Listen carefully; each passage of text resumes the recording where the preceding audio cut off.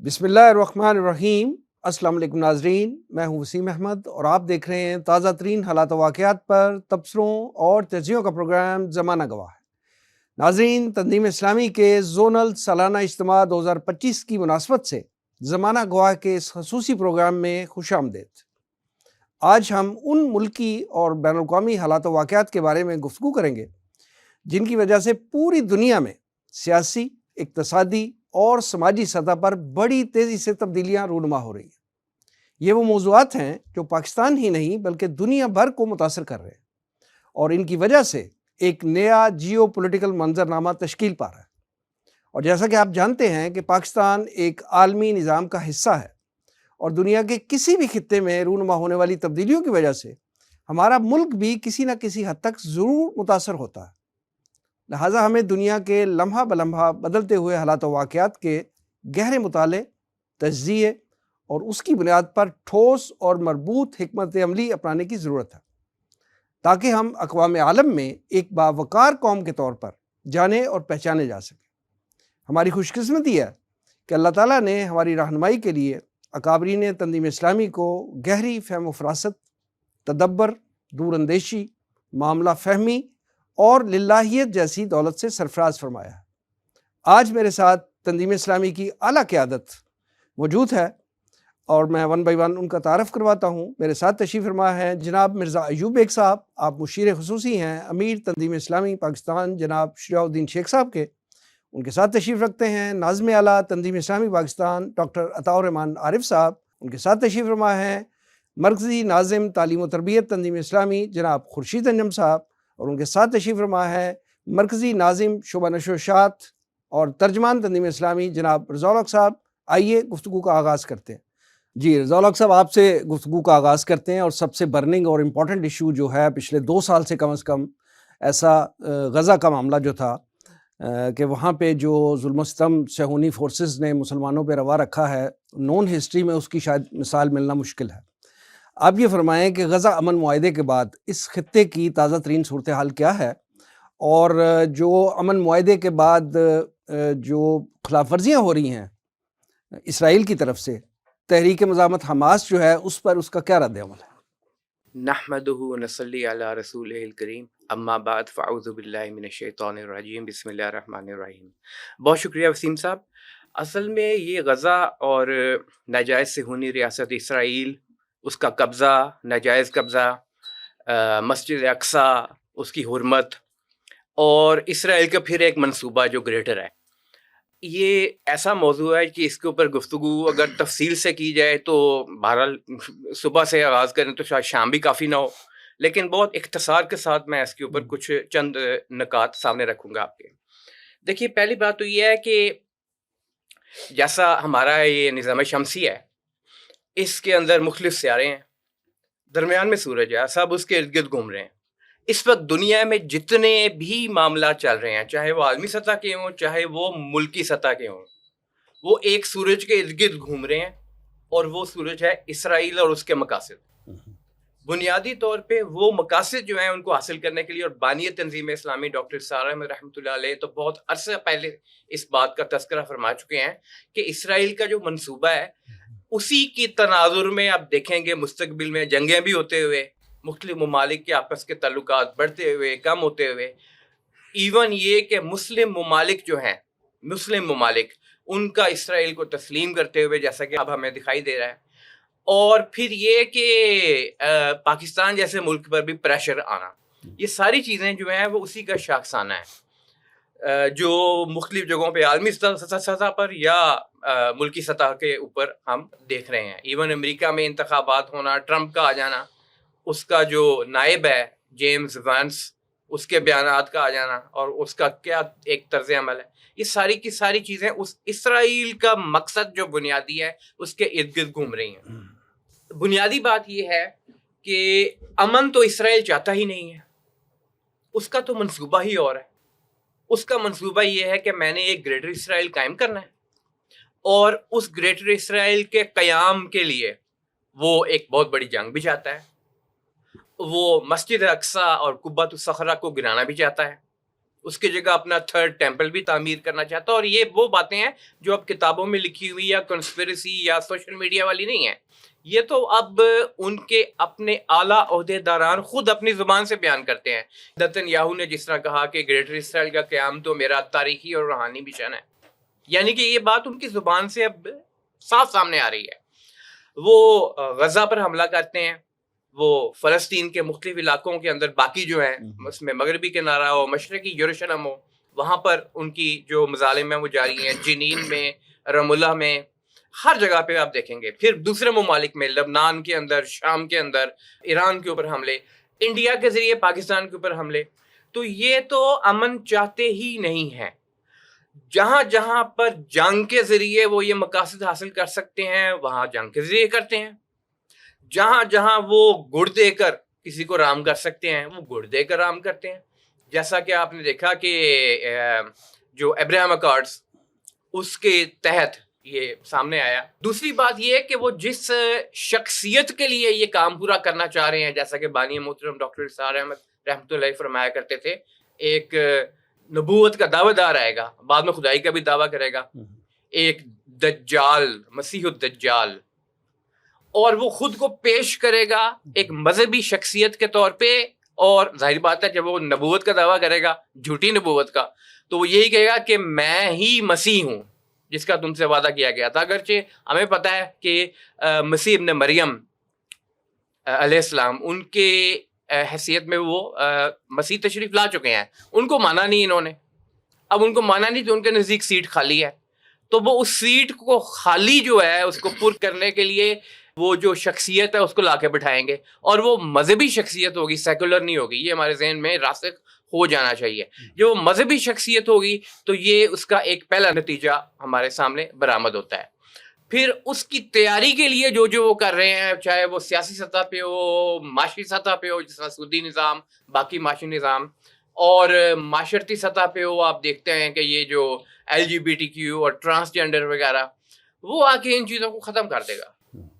وہ آ کے ختم کرے گا, اور وہ باقاعدہ تھرڈ ٹیمپل کی جب تعمیر کریں گے تو وہاں پہ ڈانس تو نہیں کریں گے نا, وہاں پہ عبادت کے لیے ہی تعمیر کر رہے ہوں گے اس کو.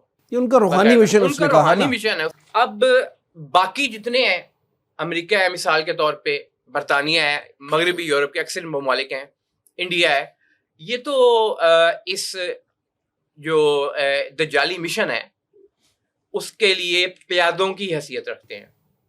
ان کے اپنے بھی کچھ مقاصد ہوں گے.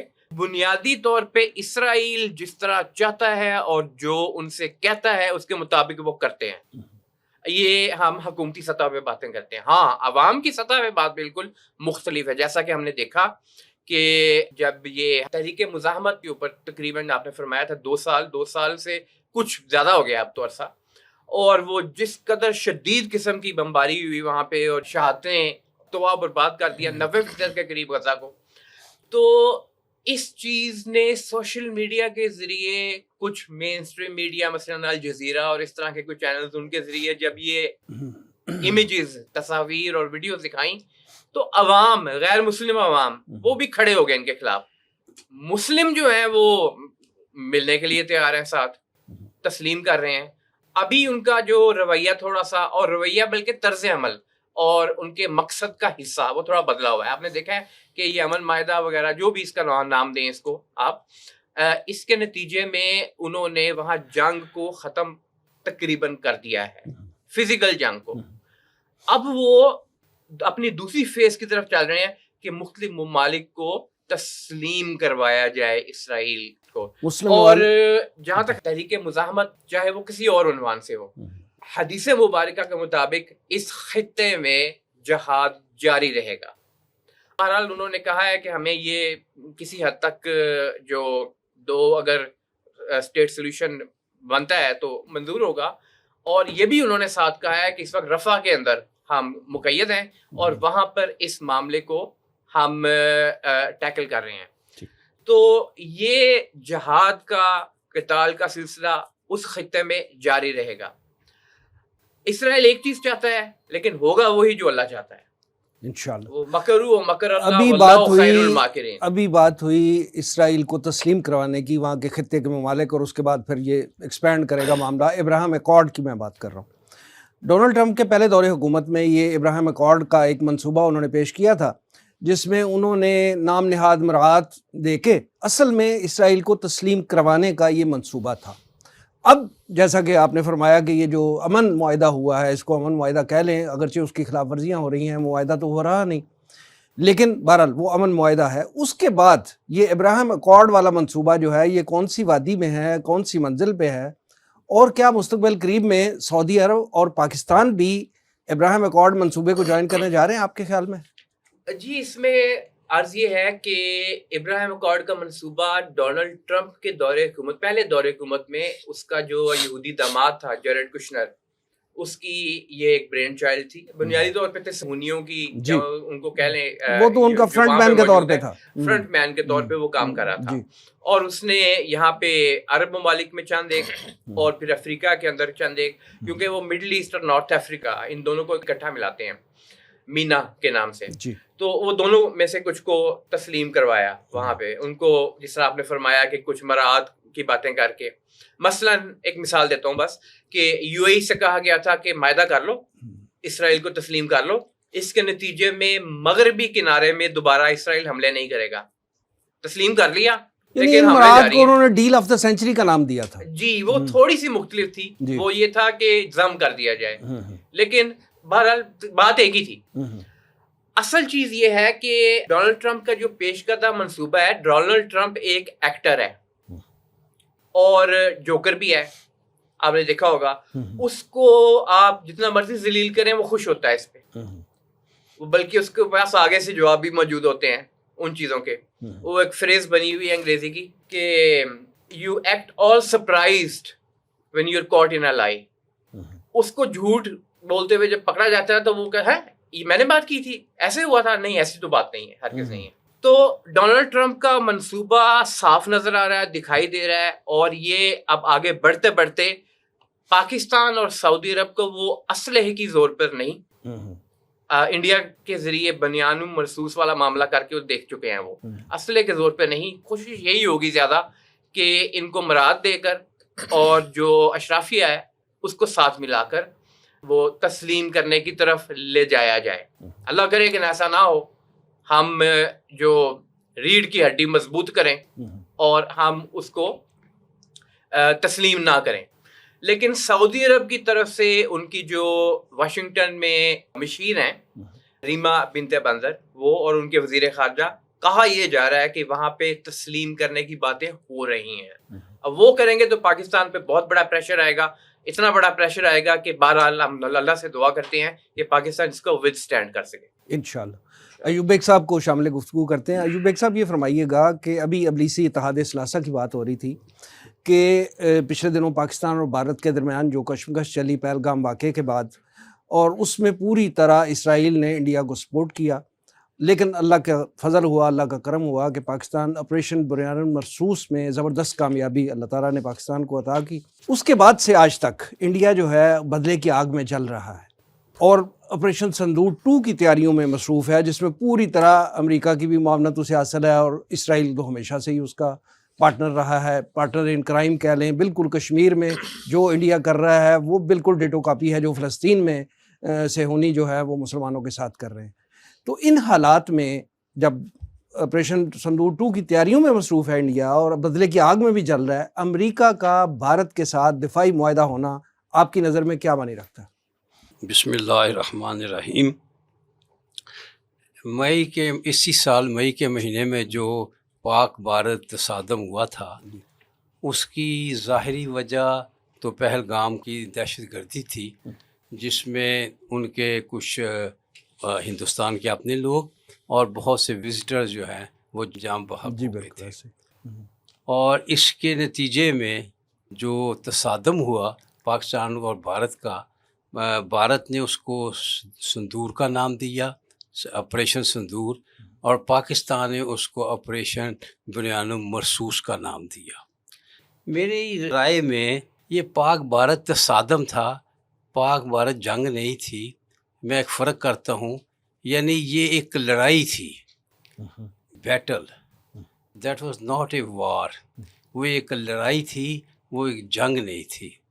اور میرے خیال میں ایک جنگ کرنے کے لیے لڑائی کی ریہرسل کی گئی تھی، اور اچھا، آپ کا خیال ہے کہ کوئی بہت بڑی جنگ ابھی آئندہ ہونے والی ہے؟ جی خدا نخواستہ۔ جی جی، وہ ایکچولی وہ ریہرسل تھی جنگ کے لیے، اور اس جنگ کو میرے خیال میں نہ تو انڈیا نے کیا نہ پاکستان نے کیا، میرے خیال میں اس کی ساری جو منصوبہ بندی تھی وہ اندیدہ قوتوں نے، جو ہمیشہ دنیا کے معاملات چلاتے ہیں۔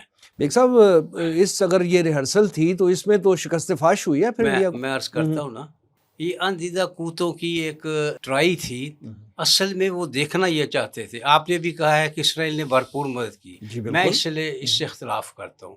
اسرائیل نے کوئی بھرپور مدد نہیں کی، صرف وہ دیے ان کو۔ سر ان کے ویپنز استعمال ہوتے رہے، ڈرونز جو پاکستان نے گرائے وہ میڈ ان اسرائیل تھے۔ میری رسول ہے نا، ڈرون کچھ استعمال ہوئے، اس کے علاوہ کچھ نہیں کیا اسرائیل نے۔ امریکہ نے تو انڈیا کی رتی بھر کوئی مدد نہیں کی، بالکل کوئی مدد نہیں کی۔ پاکستان کی البتہ چائنا نے مدد کی۔ پروگرام کیا تھا ان کا؟ پروگرام یہ تھا کہ پاکستان ایک ایٹمی قوت ہے، اور پاکستان ایک واحد اسلامی ایٹمی قوت ہے، اور اینٹی اسلام جتنی بھی ممالک ہیں اور دنیا جو ہے وہ پاکستان کے اس ایٹمی معاملے سے بہت گھبراتے ہیں، اس کو بہت اپنے لیے خطرہ سمجھتے ہیں۔ لہٰذا انہوں نے پہلے ایک ریہرسل کے طور پر ایک لڑائی کرائی ہے چھوٹی سی، ان کے مطابق۔ اس میں کوئی شک نہیں کہ اس لڑائی میں پاکستان کو واضح برتری حاصل ہوئی پاکستان کو۔ لیکن آپ نے دیکھا کہ امریکہ نے تو اس وقت بھارت کی طرف منہ بھی نہیں کیا جب لڑائی ہو رہی تھی۔ جب پاکستان کی برتری بہت زوردار انداز میں سامنے آ گئی اور ایک واضح شکست نظر آ رہی تھی، تب اس نے آگے بڑھ کر صرف امریکہ نے انٹروین کیا اور جنگ روک دی۔ اصل مقصد وہ حاصل کر چکے تھے۔ اصل مقصد وہ یہ تھا کہ کل جب ہم بڑی جنگ کر رہے ہیں تو پاکستان کتنے پانی میں ہے، پاکستان کیا کچھ کر سکتا ہے۔ اب وہ کیلکولیٹ کر رہے تھے، اور اب وہی انہوں نے کیلکولیٹ کر کے اب وہ پاکستان پر یہی ان سین قوتیں جو ہیں یہ پاکستان پہ ایک جنگ مسلط کریں گی۔ ذریعہ انڈیا ہی بنے گا۔ آپ نے دیکھا کہ ٹرمپ جس طرح کا بھی ہے اور جس طرح کی بھی اس کی زبان ہے، کیسی کیسی دھمکیاں اس نے بھارت کو لگائی ہیں، کیسی کیسی فضول قسم کی باتیں اس نے نریندر مودی کی طرف کی ہے۔ لیکن بالآخر، اور میں شروع سے کہتا تھا، بہت سے لوگ مجھ سے اختلاف کرتے تھے کہ ٹرمپ بالآخر انڈیا کی شرائط پہ انڈیا سے معاہدہ کرے گا، یہ ٹیرف وغیرہ جو بھی ہے۔ ثابت تو یہی ہوا کہ دفاعی معاہدے کا جب رینیول کا ٹائم آیا تو رینیو ہو گیا معاہدہ۔ میری رائے میں اب اس ساری کیلکولیشن کے مطابق صدور 2 جو ہے، جس کی وہ برقع مار رہا ہے نریندر مودی، وہ اس کو لانچ کریں گے۔ آپ نے دیکھا کہ یہ سندھ کی طرف انہوں نے افواج کا اجتماع شروع کر دیا ہے۔ اب وہ جنگ کسی اور انداز میں کریں گے۔ اب وہ محض ایئر فورس کی لڑائی نہیں ہوگی، وہ پہلی جنگ جو ہوئی ہے، پہلی لڑائی جو نیا محاذ کھولیں گے۔ اب وہ انفینٹری کا معاملہ بھی کریں گے، اب وہ بحریہ کا معاملہ بھی کریں گے، اور ایئر فورس کا تو معاملہ ہوتا ہی ہے۔ ظاہر پاکستان کو اس کا جواب ایئر فورس سے دے گا۔ اب اگر پاکستان اس پوزیشن تک ہے تو ہمیں کیا پوزیشن لے کر سالڈ اقدام کرنے ہوں گے تاکہ پاکستان کو روکا جائے اور پاکستان کو کوئی بڑی شکست دی جائے، خدا نہ خواستہ۔ یہ ان کے انداز ہے۔ لیکن میں سمجھتا ہوں کہ پاکستان کی فضائیہ الحمدللہ ثم الحمدللہ جس سطح کی ہے اور جس طرح اس کو چائنا کی مدد حاصل ہے، میں سمجھتا ہوں کہ انفینٹری اور بحریہ دونوں کا جواب فضائیہ سے دیا جا سکتا ہے۔ پاکستان دیکھیں نا، سندھ کے بارڈر پہ جا کر پاکستان کی کمر بہت پتلی ہو جاتی ہے۔ وہاں ایک زوردار انفینٹری کا حملہ سندھ کو اور پنجاب کو کاٹ سکتا ہے۔ اس کو روکنے کے لیے ضرورت ہے اس عمل کی کہ ہم اپنی فضائیوں کو مزید مضبوط بنا کر، کیونکہ میں نہیں سمجھتا، بات صاف کرنی چاہیے کہ انفینٹری کے معاملے میں، کیونکہ تعداد کے حوالے سے بھی، ویپنز کے حوالے سے بھی انڈیا جس سطح پہ جا چکا ہے، پاکستان اس کا مقابلہ شاید نہ کر سکے، لہٰذا اس کمی کو پورا مزید کرنے کے لیے فضائیہ کو اور زیادہ مضبوط کرنا کرنے کی ہوگا۔ ضرورت ہے۔ باقی اصلاً فتح اور شکست تو اللہ کے اللہ ہاتھ کی میں، مدد سے اللہ آئے کے گا۔ ہاتھ میں ہے، جی لیکن بے شک۔ یہ ہے کہ اس دفعہ جنگ ہوتی نظر آتی ہے۔ لڑائی میں انہوں نے سب کچھ چیک کر لیا ہے کہ کون کہاں کھڑا ہے، کس کی کیا پوزیشن ہے، کس کی فوجی طاقت کتنی ہے۔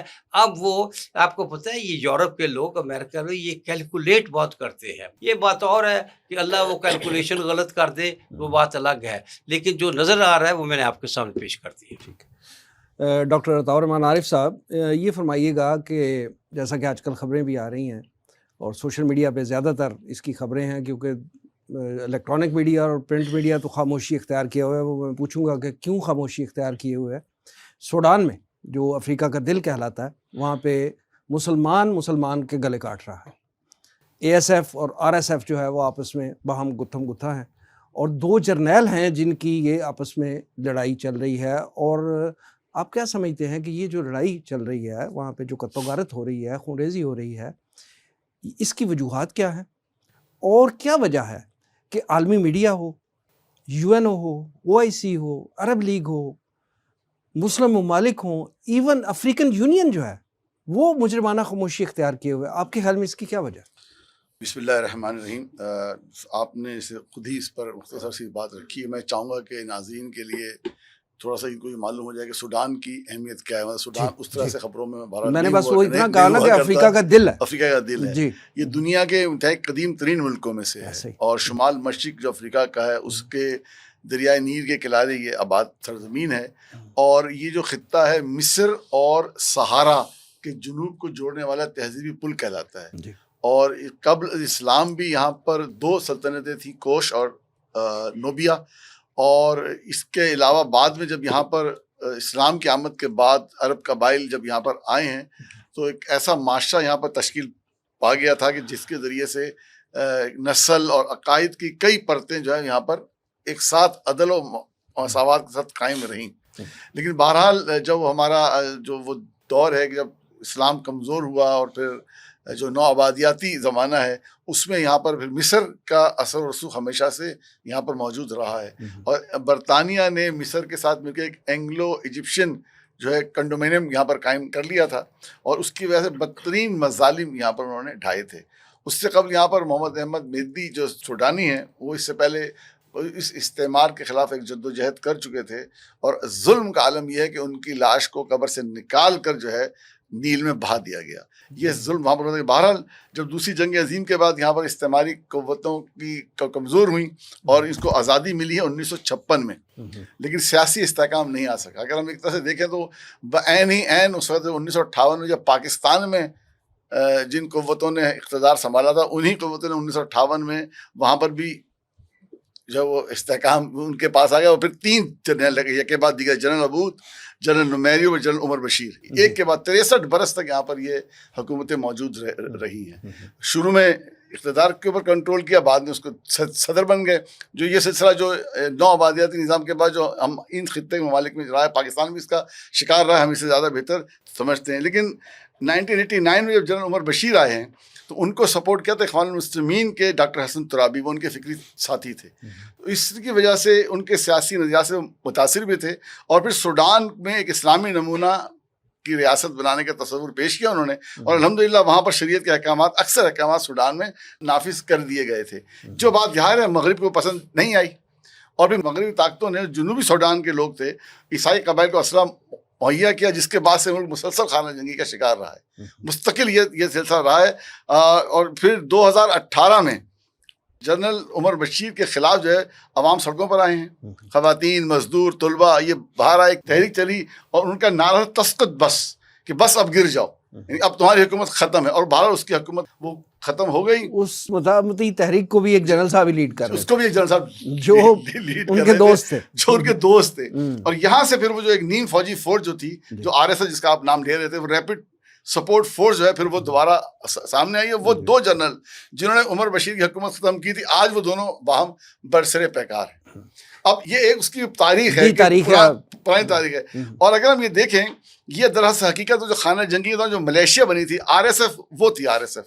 اور اب وہ فورس اور جو دوسری فورس ہے جو سرکاری فوج ہے ان کے درمیان آپس میں خانہ جنگی چھوٹی چھوٹی جھڑپوں سے بڑھتے بڑھتے اس حال کو پہنچ گئی ہے کہ اقوام متحدہ کی رپورٹس کے مطابق 16,000 افراد جو قتل ہو چکے ہیں. صرف دارفور کے شہر جینیا میں ہی صرف 15,000 شہری. افسوسناک بات یہ ہے کہ مسلمان کو مار رہا ہے. اور جبکہ BBC کی رپورٹ یہ کہتی ہے کہ 60,000 افراد ہوئے ہیں. مطلب یہاں متضاد اطلاعات بہرحال موجود ہیں اور یعنی ایگزیکٹ خبریں جو ہے وہ نہیں آ رہی ہیں. اور بجائے 9 ملین کے بجائے 20 ملین لوگ BBC کی رپورٹ ہے 20 ملین لوگ بے گھر ہو چکے ہیں. غذائی قلت پیدا. المیہ یہ ہے کہ دنیا کی بہترین سرزمین ہے خوراک کے اعتبار سے, غذا کی پیدا کرنے کے اعتبار سے, کہ اس کا فائدہ کون لے رہا ہے؟ UAE, روس, یہ وہ ممالک ہیں جس کا فائدہ اٹھا رہے ہیں. وہاں کا جو غذائی ان کی ساری غذا وہ آؤٹ سورس ہوئی ہے. سوڈان کے بارے میں یہ بھی کہا جاتا ہے نا کہ یہ سونے کے ذخائر کے حوالے سے دنیا کا تیسرا بڑا ملک اور ہے. سونے تو UAE جو ہے وہ سب سے بڑی مارکیٹ ہے سونے کی. صرف 2024 میں 29 ٹن سونا جو ہے وہ سوڈان سے غیر قانونی طور پر متحدہ عرب امارات منتقل کیا گیا ہے. تو یہ پہلو ہے. یہ وہی سونا ہے جسے عالمی ادارے کہتے ہیں کنفلکٹ گولڈ کہتے ہیں. یعنی دبئی کی سونے کی منڈی کی چمک کے پیچھے دارفور کے جلے ہوئے گھر اور اجتماعی قبریں ہیں. یہ دوسری طرف ایک طرف UAE دوسری طرف مصر ہے. دیکھیے دونوں طرف مسلم ممالک ہیں. دوسری قوتوں کو سرکاری جو فوج ہے اس کو سپورٹ کرنے والے لوگ جو ہیں وہ مصر ہے. اور المیہ جو آپ نے بات سنائی کہ خوفناک ترین پہلو یہ ہے کہ دنیا کی زرخیز ترین زمین میں آج یہی زمین مقامی کسانوں کے بجائے غیر ملکی کمپنیوں کے قبضے میں ہے. اماراتی سعودی کمپنیاں جو ہیں وہ سوڈان میں لاکھوں ہیکٹر زمین پر چارہ اور برآمدی فصلیں اگاتی ہیں اور جو ملک سے باہر بھیج جاتی ہیں. عالمی جو ادارہ خوراک ہے ورلڈ فوڈ پروگرام کے مطابق 20 ملین سے زیادہ سوڈانی جو ہے وہ غذائی قلت کا شکار ہیں. اور المیہ یہی ہے. اور یہ خاموشی کی وجہ کیا ہے؟ جہاں سے بات شروع کی تھی رضا الحق صاحب نے کہ اس پورے جو ہدایت کار ہے وہ ہے اسرائیل. اور اس وقت بھی جو یہ جنگیں ہو رہی ہیں اس کے پیچھے وہی عالمی قوتیں ہیں جو مسلمان قوتوں کو کمزور کرنا چاہتی ہیں, چاہے وہ خانہ جنگی ہو چاہے وہ دوسرے ممالک کے ساتھ ان کے معاملات ہوں. تو اس حوالے سے جو سوشل میڈیا ہو, الیکٹرانک میڈیا ہو یا پرنٹ میڈیا ہو, وہ سب کا سب جو میڈیا ہے وہ کنٹرول میں کس کے؟ وہ عالمی قوتوں کے کنٹرول میں ہے. اور ان کی خاموشی حتیٰ یہ کہ جیسا کہ آپ نے فرمایا کہ خود افریقی یونین بھی اس کے بارے میں کوئی بات نہیں کر رہے. اس کی بنیادی وجہ یہ ہے کہ وہ مغربی قوتوں کے زیر نگی ہیں جس کی وجہ سے وہ کوئی بات نہیں کرنا چاہ رہے. ڈاکٹر صاحب یہ فرمائیں کہ سوڈان کے حوالے سے ایک رائے یہ آ رہی ہے کہ یہ اصل میں گریٹر اسرائیل کا توسیع منصوبہ ہے. جو وہاں پہ جو قتل و غارت جاری ہے نا, یہ گریٹر اسرائیل کا توسیع منصوبہ ہے. کیا آپ اس رائے سے اتفاق کرتے ہیں؟ جی بالکل. یہ اصل میں جو ایک تو معدنیات کی بندر بانٹ ہے, ایک یہ سونے کی سرزمین ہے, معدنیات کی سرزمین ہے.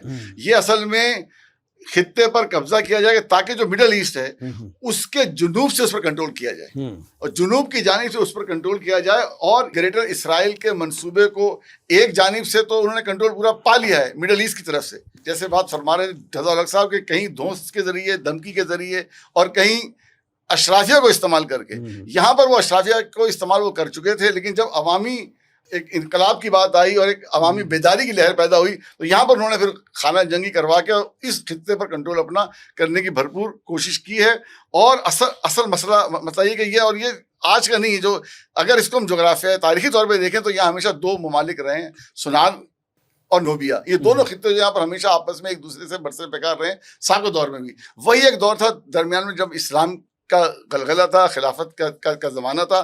اسی دور میں صرف وہ کچھ عرصے کے لیے اس طرح کی شیر و شکر ہو کر رہے ہیں, ورنہ آپس میں ان کے جو اختلافات ہیں وہ ہمیشہ سے موجود رہے ہیں.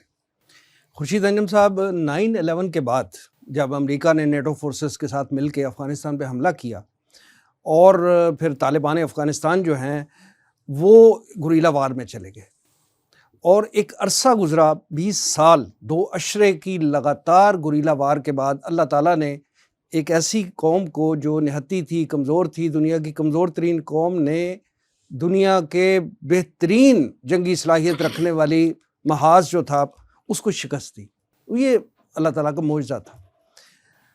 پاکستان نے اس دوران جو ہے وہ افغانستان کو پوری طرح سپورٹ کیا، انسانی لیول پہ بھی، حکومتی لیول پہ بھی، عسکری لیول پہ بھی، ہر سطح پہ ہم نے سپورٹ کیا. بلکہ اس فورم سے ہم نے افغانیوں کے حق میں بہت زیادہ آواز اٹھائی، اور ہمیں امید یہ تھی کہ جب اللہ کرے گا کہ طالبان افغانستان کو دوبارہ اقتدار ملے گا تو پاکستان کا مغربی بارڈر جو ہے یہ محفوظ ہو جائے گا، یہ مضبوط ہو جائے گا، یہ پرسکون ہو جائے گا.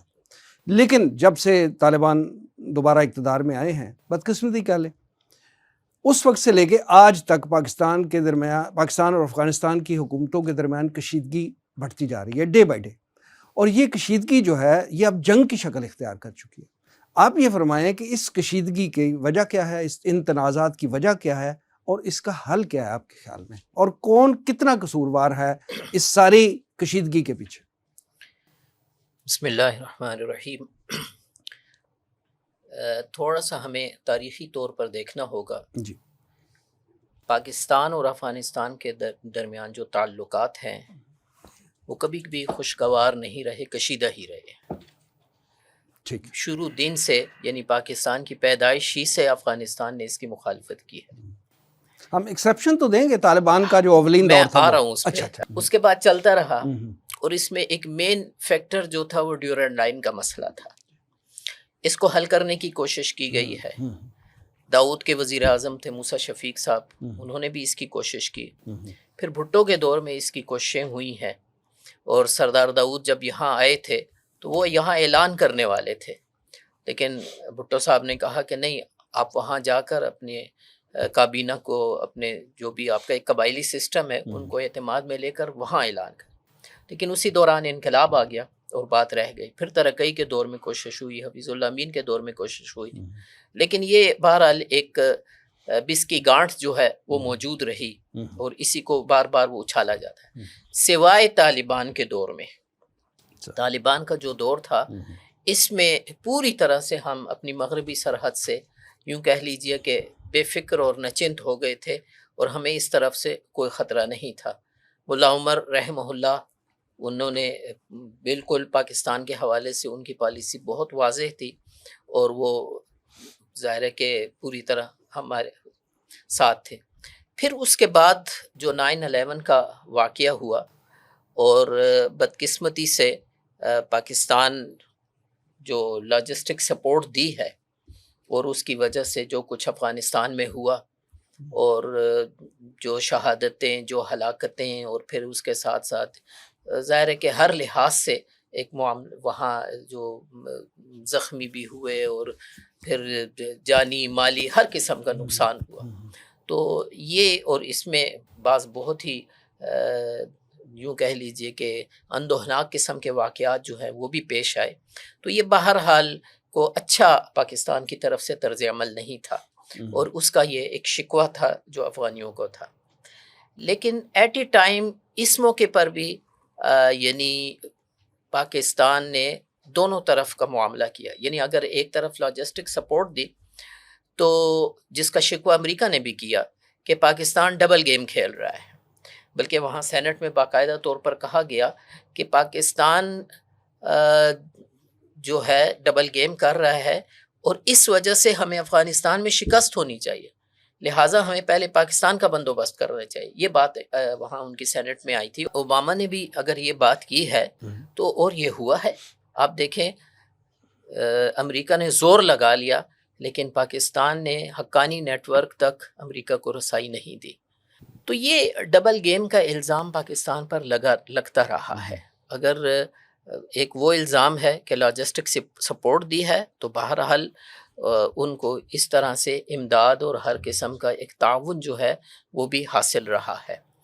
جہاں تک ایک اور چیز بھی ذہن میں رہے کہ جو پہلا دور تھا ملا عمر رحمہ اللہ کا اور طالبان کا، وہ ایک تحریک کا دور تھا. جو دوسرا دور آیا ہے، اب وہ ظاہر ہے ایک تو زمانے کا فصل، پھر ظاہر ہے بانی کی ایک اور کیفیت ہوتی ہے، اور جب لوگ گزرتے ہیں تو کسی نہ کسی درجے میں کچھ کمی آ جاتی ہے.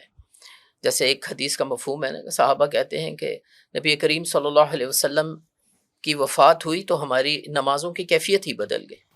تو یہ بھی ایک چیز جو ہے وہ ہم دیکھتے ہیں. پھر جیسے میں نے عرض کیا تحریک کا دور جو ہے تو اس میں زیادہ توجہ جو ہے وہ پھر ایمان پر اور یقین اور انسان کا جو باطن ہے اس پر ہوتی.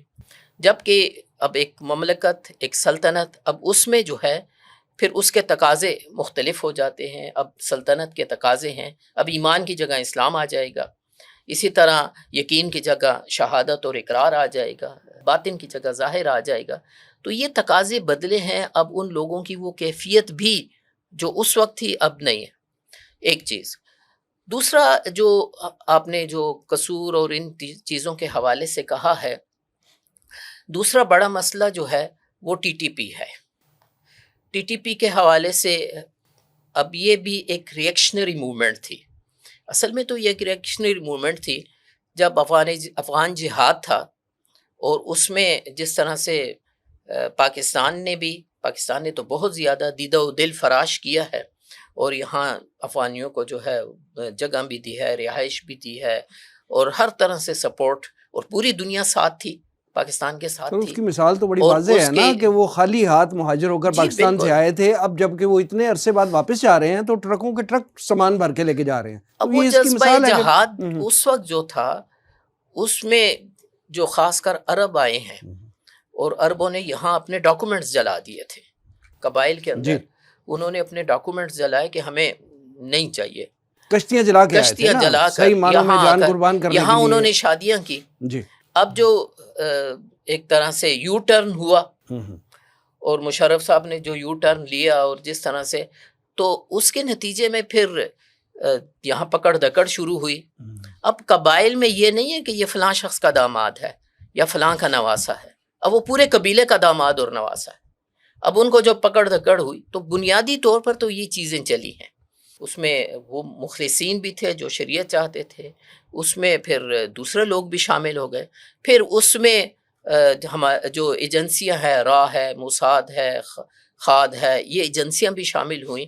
اور یہ جو ہے تو بنیادی اس وقت جو مسئلہ بن رہا یعنی ہے، ہم یہ کہہ سکتے ہیں کہ اس وقت آپ نے جیسے فرمایا کہ یہ ریئیکشنل موومنٹ تھی، شروع یہاں سے شروع ہوئی ہے نا. وہاں سے ہوئی، تو لیکن اب یہ سپانسرڈ موومنٹ بن گئی ہے. اب تو میں نے کہا نا، اب ایجنسیاں اس میں شامل ہو گئی ہیں، داخل ہو گئی ہیں. تو اس حوالے سے جو معاملہ ہے تو ظاہر ہے کہ اب اس کو یہ ایک بڑا ایشو ہے جو افغانستان اور پاکستان کے درمیان ہے. پھر بیرونی طاقتیں اپنا وہ خاص کر انڈیا کا جو معاملہ ہے، اور اس وقت جو انڈیا کا معاملہ چل رہا ہے، اور جس طرح افغانستان، دیکھیے جب مشرف نے امریکہ پراکسی کا کردار ادا کیا تھا تو اس وقت دینی حلقوں نے مکمل مخالفت کی تھی. بلکہ جو پہلی میٹنگ تھی افغانستان کے حوالے سے، جس میں بانیہ تنظیم اسلامی ڈاکٹر صاحب رحمہ اللہ بھی گئے تھے، تو ڈاکٹر صاحب نے بڑی کھل کر مخالفت کی تھی. اور وہ بعد میں ذکر بھی کرتا تھا کہ اس طرح سے غصے میں اور لال موٹی موٹی آنکھیں اور اس قسم کی باتیں وہ مشرف کرتا تھا. تو اس وقت بھی ہم نے مخالفت کی تھی. اب بھی اگر کوئی بالفرض مثلا افغانستان انڈیا پراکسی کر رہا ہے تو وہ اسی قسم کا معاملہ ہے جو مشرف نے یہاں کیا تھا. تو بات تو ایک ہی ہے. تو اس حوالے سے یہ مختلف پہلو ہیں جو ہمارے درمیان تنازعات کی وجہ بن رہے ہیں. خورشید انجم صاحب، جیسا کہ ابھی ہم جب تاریخ اس کی دیکھ رہے ہیں اور اس کا ایک ایک مرحلہ آپ نے گنوا دیا، جی جی، لیکن پاکستان جب سے طالبان نے افغانستان نے دوبارہ اقتدار سنبھالا ہے، پاکستان کی ایک ہی ان سے فرمائش یا مطالبہ کہہ لیں وہ تھا، وہ یہ کہ افغانستان کی سرزمین جو ہے وہ دہشت گردی کے لیے کسی دوسرے ملک کے خلاف استعمال نہیں ہونی چاہیے. جی. اور یہ دوحہ معاہدے کی بنیادی شرائط میں بھی یہ بات شامل تھی. لیکن وہ دن اور آج کا دن اس کی خلاف ورزی ہوتی رہی ہے. وہ ٹی ٹی پی کر رہی ہے، بی ایل اے کر رہی ہے، یا کچھ اور جہادی تنظیمیں، سو کالڈ جہادی تنظیمیں جو ہیں وہ کر رہی ہیں. ایون پاکستان میں جو ابھی جو اسلام آباد میں جو خودکش دھماکہ ہوا ہے، اس کے بھی جو ثبوت ملے ہیں وہ افغانی شہری کے طور پہ ہیں کہ جب وہ جنگ بھی شروع ہو گئی، پھر پاکستان اور افغانستان کے دوست ممالک نے سیز فائر کروا دیا، بلکہ مذاکراتی عمل جو قطر سے شروع ہوا اور پھر استنبول تک گیا، اس کے کئی دور ہو چکے ہیں، لیکن وہ کسی کوئی نتیجہ خیز ثابت نہیں ہو رہے. جی. اس دور میں بھی جو ہے دہشت گردی رکنے کا نام نہیں لے رہی. تو آپ کے خیال میں یہ جو مذاکراتی عمل ہے جس کے ذریعے یہ کشیدگی کم کرنے کی اور تنازعات ختم کرنے کی کوشش کی جا رہی ہے. آپ کا خیال ہے کہ یہ مذاکرات جو چل رہے ہیں، پہلے قطر میں چلے، اب اس کا 1 2 3 دور جو ہیں وہ استنبول میں ہو چکے ہیں، یہ نتیجہ خیز ثابت ہوتے ہوئے نظر آتے ہیں؟ وہ جو کہا جاتا ہے نا کہ جنگ کرنے والے مذاکرات نہیں کرتے اور مذاکرات کرنے والے جنگ نہیں کرتے. ٹھیک. یہ مذاکرات بھی ایک اسپیشلٹی ہوتی ہے، ہر شخص کا کام نہیں ہے. میرا خیال ہے سب سے پہلے تو اس چیز میں بھی دیکھنا چاہیے دونوں ممالک نے جن لوگوں کا انتخاب کیا ہے، میری ناقص رائے میں وہ اس پر پورے نہیں اترتے. یعنی وہ جو دوست ممالک ہیں جو ثالثی کروا رہے ان کا ہیں، وہ نہیں آپ کہہ کے رہا. خیال میں؟ نہیں ان کا نہیں، جی. ہمارے نمائندے جو گئے ہیں، ہمارے نمائندے جو، ہاں مثلا دیکھیے نا خواجہ آصف صاحب وہ مذاکرات کر رہے ہیں لیکن ساتھ میں دھمکیاں اور بڑکیں بھی چل رہی ہیں. اچھا اس کے ساتھ ہی پیرالل آپ دیکھیں اسحاق ڈار صاحب وہ مل رہے ہیں، گلے مل رہے ہیں متقی صاحب نہیں کے. تو دھمکیاں تو ادھر سے بھی آ رہی تھی نا. میں دونوں کا کہا ہے نا، جی. میں تو صرف اپنی بات کی ہے جی. کہ دونوں جو ہیں وہ میرے خیال میں وہ یعنی مذاکرات کے لیے ایک فضا بھی بنانا ضروری ہوتی ہے، خالی یعنی مذاکرات جن نہیں ہے. پرسنالٹیز کا انتخاب ہوا ہے، جو ہاں. مذاکراتی وفد ہے، آپ جی. کے خیال میں وہ سوٹیبل وہ لوگ نہیں ہیں؟ بالکل. پھر اسی طرح آپ دیکھ لیجئے مثلا اسحاق ڈار صاحب نے کہا بھائیوں میں غلط فہمیاں ہو جاتی ہیں. اسی طرح محسن نقوی جو ہیں وہ مل رہے ہیں اور بڑے اس کے ساتھ. یہ تو خیر اچھا انداز ہے. تو یہ میں کہہ رہا ہوں کہ یہ اس قسم کا رویہ جو ہے دونوں طرف سے ہونا چاہیے. ٹھیک. اس قسم کا معاملہ جو ہے وہ ہونا چاہیے. باقی یہ معاملہ ہے کہ جو ثالث ممالک ہیں ان کی بھی کوشش ہے کہ یہ ہو جائے، اور خاص طور پر چائنا اس میں بہت انٹرسٹڈ ہے کیونکہ اس کی بہت زیادہ سرمایہ کاری ہے اس پورے خطے کے اندر. پاکستان میں بھی ہے، افغانستان میں بھی ہے اور بھی، تو وہ کسی طرح نہیں چاہتا. جبکہ اس کے برعکس معاملہ بھی ہے. تو چونکہ خاص طور پر جو ویسٹ ہے اور امریکہ اور اسرائیل، دیکھیے 3 چیزیں جو ہیں وہ خاص طور پر ہیں پاکستان کے حوالے سے: ڈی اسلامائز، ڈی نیوکلائز اور ڈی ملٹائز. اس ایجنڈے پر کام ہو رہا ہے اور گھیرا تنگ کرنے کی کوشش کی جا رہی ہے. اور یہ کوئی جو ہے تو ایک بہت بڑا براڈ اسپیکٹرم، ان کے لحاظ سے براڈ اسپیکٹرم پر یہ کام ہو رہا ہے. تو اس کے لیے ہر طرف سے ہمیں گھیرنے کی کوشش کی جائے گی اور ہمارا ناطقہ بند کرنے کی کوشش کی جائے گی.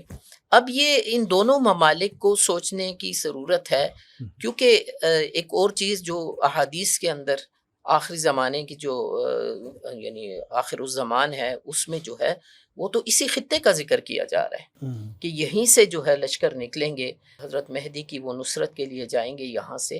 تو یہ علاقہ جو ہے وہ تو بہت اہم علاقہ ہے اور اس حوالے سے ہمیں تو اس کی تیاری کرنی چاہیے. اور آپس کے اختلافات، اور وہی بات جو اچھی بات ہے اسحاق ڈار نے کہی ہے کہ اگر کوئی چھوٹی موٹی باتیں ہیں، کچھ چیزیں ہیں تو اس کو ختم کرنا چاہیے.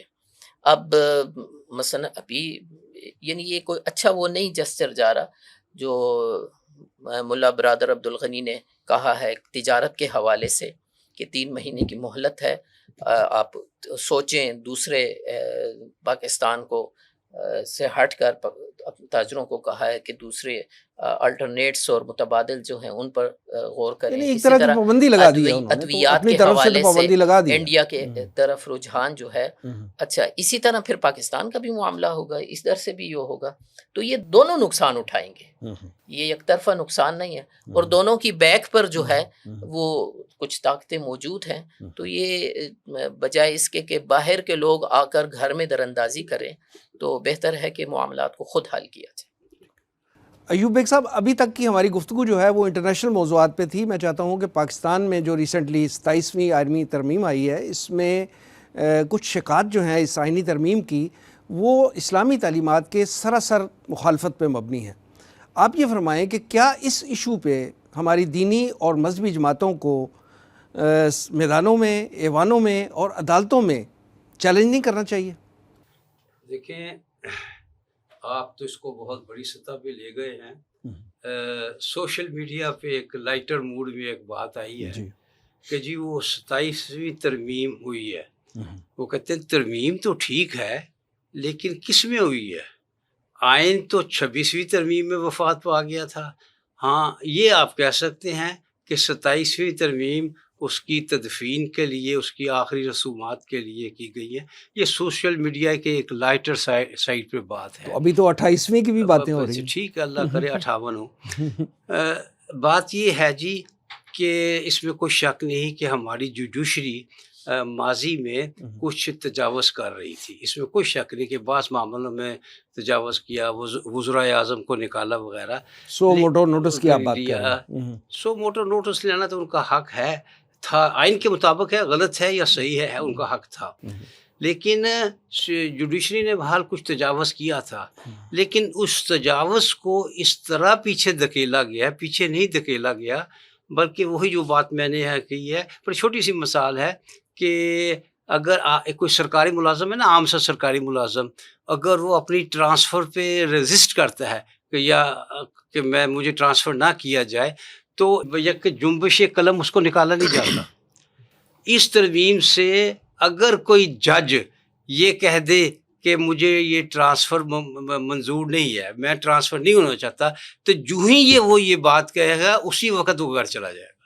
یہ حیثیت ہے اس وقت ہائی کورٹ، اس ترمیم کے بعد ہائی کورٹ اور سپریم کورٹ کے جج کی، کہ جو ہی وہ یہ بات کرے گا کہ میں ٹرانسفر نہیں ہونا چاہتا، تو اس کی نوکری اس اپنے جملے سے آٹومیٹک ختم ہو جائے گی 27 سے. تو یہ پوزیشن جا رہی ہے. تو اس کو اگر کسی نے کہا ہے کہ یہ آئین کی تدفین ہے تو کوئی اتنی غلط بات بھی نہیں کہی. اصل میں دیکھیں پاکستان کا معاملہ کس طرح ہو سکتا ہے، اس کے 2 طریقے ہیں. ایک عارضی ہے، فوری ہے، اور ایک مستقلاً ہے. عارضی تو یہ ہے کہ عوام کی رائے کو سمجھا جائے، عوام کی رائے کو قبول کیا جائے، اور عوام کی رائے کے مطابق کوئی حکومت قائم کی جائے جو اقدامات کرے.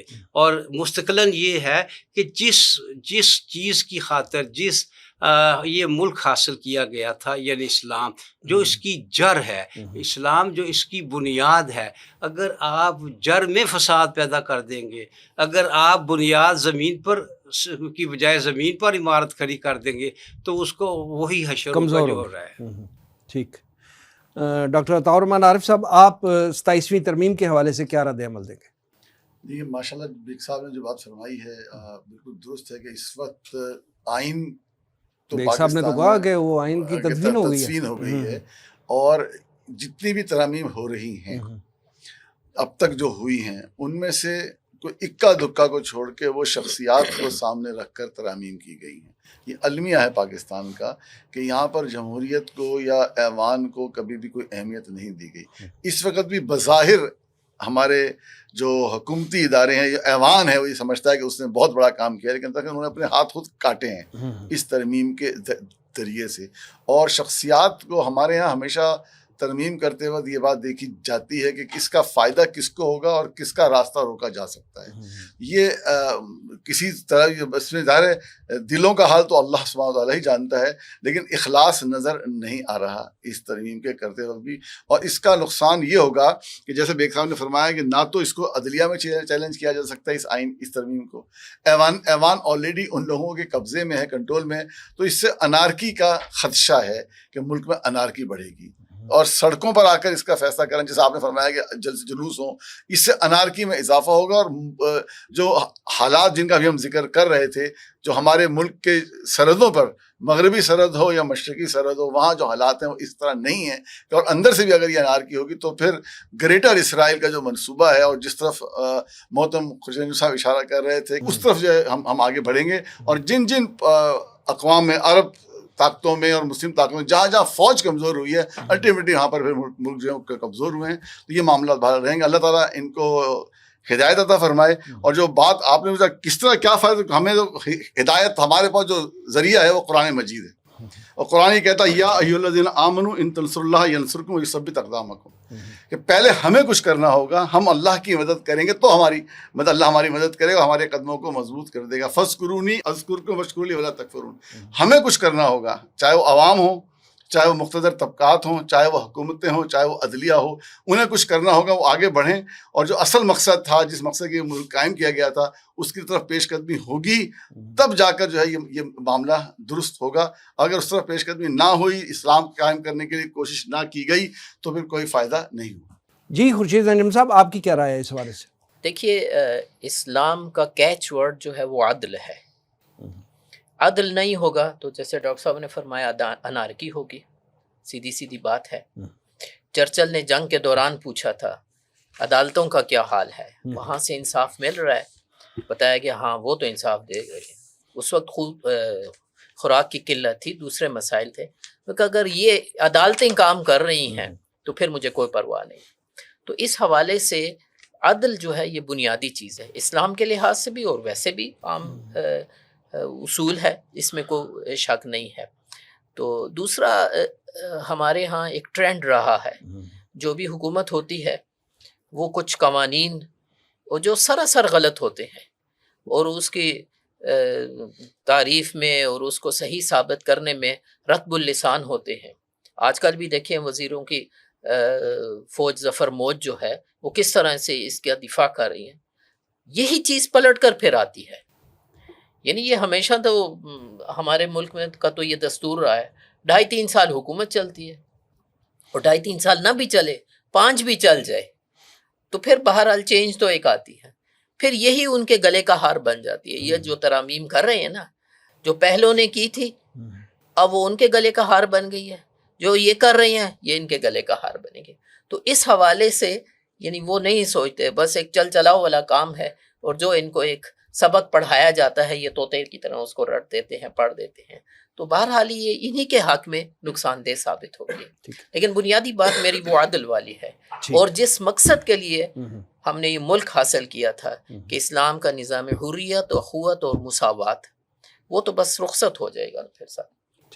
ذوالفقار صاحب، آج کی گفتگو کو آپ کیسے کنکلوڈ کرتے ہیں؟ جی بات بالکل درست ہے. آئین تو دفن ہو چکا بڑے عرصے سے، انارکی پھیلی ہوئی ہے، سب کے سامنے ہے. شخصیات کے لیے ترمیم کی گئی ہے، اس کے لیے کوئی اضافی گفتگو کرنے کی یا کوئی دلائل دینے کی ضرورت نہیں. تو واضح نظر آ رہا ہے، واضح نظر آ رہا ہے. جی، عدل موجود نہیں ہے، عدل اجتماعی بھی موجود نہیں ہے. خورشید صاحب بالکل درست فرما رہے ہیں. غیر اسلامی شکات جو ہیں ان کو مزید اسٹرانگ کیا گیا ہے آئین کے اندر. 248 کو دیکھیں. اسلامی شکات جو ہیں ان کو کمزور سے کمزور کیا جا رہا ہے. اس کی طرف توجہ ہی کوئی نہیں ہے اب تو، بلکہ سیاسی جماعتوں کی بھی توجہ بھی ہٹ گئی ہے. اپنے منشوروں سے بھی انہوں نے، مذہبی سیاسی جماعتوں نے، وہ گفتگو ہی بہت محدود کرتے ہیں یا کرتے ہی نہیں ہے اس کے اوپر. المیہ یہ ہے کہ اس ترمیم کی منظوری خاص طور پہ سینٹ میں، اس میں اپوزیشن نے بھی ساتھ دیا، کوئی مخالفت نہیں کی، کسی نے بھی نہیں مخالفت کی. ایک پی ٹی آئی کا، ایک جمعیت علماء اسلام کے جو سینیٹر ہیں، جب نمبر پورے نہیں ہو رہے تھے 2/3، تو انہوں نے اس کے حق میں ووٹ دے دیا اور پھر ریزائن بھی دے دیا. تو بہرحال یہ المیہ ہے، ہماری قوم کا المیہ ہے. اب بات یہ ہے کہ نظام عدل اجتماعی تو قائم ہو کر رہنا ہے، کل روح ارضی پر اللہ تعالیٰ کا دین وہ تو نافذ ہو کر رہنا ہے. یہ ہمیں قرآن کا سورہ جوڑیں تو بانی محترم، بانی تنظیم اسلامی ڈاکٹر اسرار احمد رحمۃ اللہ علیہ، ان کی تقاریر میں بھی اور تحریروں میں بھی صاف نظر آتا ہے. احادیث مبارکہ میں بھی بڑا کلیئرلی یہ بات موجود ہے. ہم نے یہ دیکھنا ہے کہ ہمارے کرنے کا کام کیا ہے. ہم سے سوال جب کیا جائے گا تو ہم کیا جواب دیں گے؟ کیا ہم نے عدل کا ساتھ دیا یا ظلم کا ساتھ دیا؟ یہ سوال ہم سے کیا جائیں گے. ہم سے مراد دینی جماعتوں سے، یعنی دینی جماعتوں سے، انفرادی سطح پہ بھی قیامت کے دن جو سوالات ہیں وہ ہم سے. دین بحیثیت مجموعی، اس کا جو ایک اجتماعی تصور ہے، اس کا ایک جو جامع تصور ہے، اس کو اپنے اوپر بھی نافذ کرنا، اس کی دعوت لوگوں تک پہنچانا اور پھر اس کو قائم کرنے کی جدوجہد کرنا، یہ ہم سب پر فرض ہے. تو پہلا کام اور سب سے اہم کام تو یہی ہے جو کرنے والا ہے. وہ اللہ تعالیٰ سے دعائی کی جا سکتی ہے کہ اللہ تعالیٰ محفوظ رکھے پاکستان کو بھی، اس کو اس خراسان کا جس کا خورشید صاحب نے بھی تذکرہ کیا اس کا حصہ بنائے، افغانستان کو اور اس کے حکمرانوں کو بھی، اور وہاں پہ جو ایک امارت اسلامیہ قائم ہوئی ہے ان کو بھی جو ہے وہ اس حوالے سے ہدایت عطا فرمائے. اور دین اور کو قائم اور نافذ کرنے کی جدوجہد، اس کا بول بالا کرنے کے لیے جو کچھ ہم سے ہو سکے اس میں تن من دھن لگا دیں ہم. یہی پیغام ہے ہمارا. ٹھیک ہے. جناب رضا الحق صاحب، جناب خورشید انجم صاحب، ڈاکٹر عطاء الرحمان عارف صاحب اور جناب مرزا ایوب بیگ صاحب، تنظیم اسلامی کے زونل سالانہ اجتماع کے حوالے سے اس خصوصی پروگرام میں آپ کی شرکت کا بہت بہت شکریہ. ناظرین، یہ تھا آج کا پروگرام. آج کے لیے اتنا ہی. ہمارے تمام سوشل میڈیا پیجز پر اس پروگرام کا فیڈ بیک ضرور دیجیے گا. آپ ہمیں ای میل بھی کر سکتے ہیں. ہمارا ایڈریس ہے media@tanzeem.org. اگلے پروگرام تک کے لیے وسیم احمد کو اجازت دیجیے. اللہ نگہبان.